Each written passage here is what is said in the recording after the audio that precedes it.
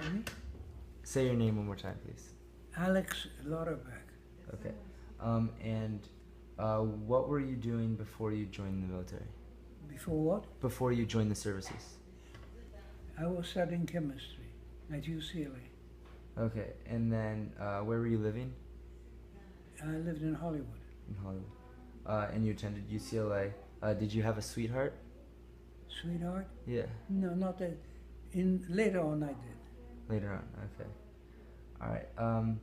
Do you remember how you felt about Japan or the war in Europe prior to Pearl Harbor? Well, Japan was very nice to me because they allowed me to enter Japan and reach the United States on very phony documents. I was born and raised in Poland, Polish citizenship, but we purchased Nicaraguan citizenship, and as Nicaraguans we left the Soviet Union, and as Nicaraguans Japan let us in, and then we left Japan already back on our Polish passports. Okay. And do you remember the day Pearl Harbor attacked? Sure. Do you remember? December 7, 1941. And do you remember what you were doing or how Yes, you heard we about were in a car going to the beach. All right. And did you enlist or were you drafted? I was drafted. You're drafted. It was very nice. That's the only correspondence I ever got from the President of the United States. It was red postcard, I still remember it. Greetings from the President of the United States. Next line says, you report for induction to American Armed Forces at Fort MacArthur in San Pedro, California. Okay. And did any friends get drafted with you? No. No. And what did you envision life would be like for you after you went to camp and after you started this? I did. This is what was interesting. Like every draftee, I was tested and tested and tested on my skills, my knowledge. So I presumed that eventually the Army will find a place for me. But I was being trained as an infantryman. Okay. Do you remember anything from boot camp or your first days in the military? Sure, I remember. I went to Camp Walters, Texas, where I was assigned to infantry training unit. Okay. Do you remember anything about your instructors or the difficulty of training? It was a challenge, but you just had to face a reality. Yeah. I was in infantry, I was being trained as an infantryman. I just tried to do the best I can. Okay. Where were you stationed first? Do you remember the trip there and what it was like? Yes, we went by train from Los Angeles. We stopped in Palm Springs, as I remember. It was quite sensational. Mm-hmm. And then we went, the train took us to Texas, near Mineral Wells. And that was a giant military base grinding out military units for combat. And where were you stationed after that? After that, I was told to pack my bag and report to the transport office, and I was sent to Corvallis, Oregon, where I was assigned to Army Specialized Training Program, which I found later on because of my training in scientific fields. I was scheduled to be trained for atomic bomb project. So I was shipped to Oregon State College, where I spent 9 months training for atomic bomb project, scheduled to be a technician there. Of course, I didn't know why we were sent there. I didn't have the faintest idea what they're going to do with me.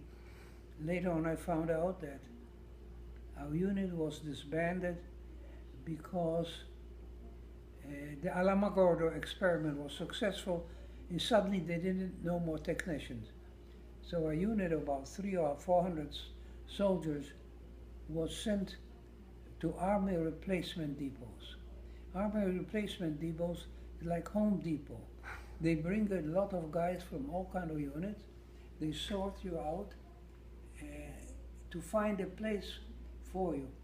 Replacement depot duty was provide whatever soldiers are needed, whatever skills they had. So I ended up in a counterintelligence training unit at Camp Holabird in Baltimore, Maryland. So, do you remember other people in your unit, and like specifically? Of course I did. Yeah. Some of them became my best friends. We had every 2 years reunion until there were 3 of us, both died and I'm the only one left. So I still have one Army friend from Texas. Okay, and were there any casualties in your unit during the war that you remember No, specifically? I was all the time in the States, Yeah. being trained for a variety of projects, and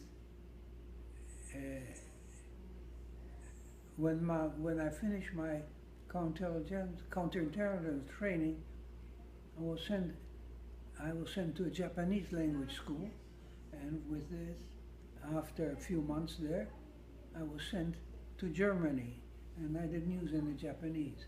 But since I spoke Polish, Russian, and German, my counterintelligence unit in Germany welcomed me. Okay. All right, and what stuff did you do in Germany when you were there? Well, as a member of the counterintelligence corps, we had a variety of assignments. Check for German underground, check for any troubles that might cause damage or death or injury to our troops. And then we started finding out what's going on in the Russian zone of occupation. Okay, okay, so what was your everyday life like in Europe, in Germany? Well, we had a special counterintelligence members wore officers' clothing, officers' piping on the hat, even though I was a lousy private. The main purpose, we were basically agents on our own. We were agents of the War Department. And they told us, see what you can find that will be of interest to our intelligence, our military, our research stations, so and so on. I was able to arrest a governor of one of German provinces, and that was a big catch. Then I found out somebody that reported secretly training of Soviet air pilots, and another project I'm working on was I befriended a German who told me about secret project he was working on. And this was reported in the Army. Intelligence went through the channels. Okay, so do you ever remember going to a USO show? To USO? Yeah. Sure. Yeah. Do you remember, like, was it a dancer or what was it? It was dance. USO had a facility. You got a pass for the weekend. What could you do for a weekend?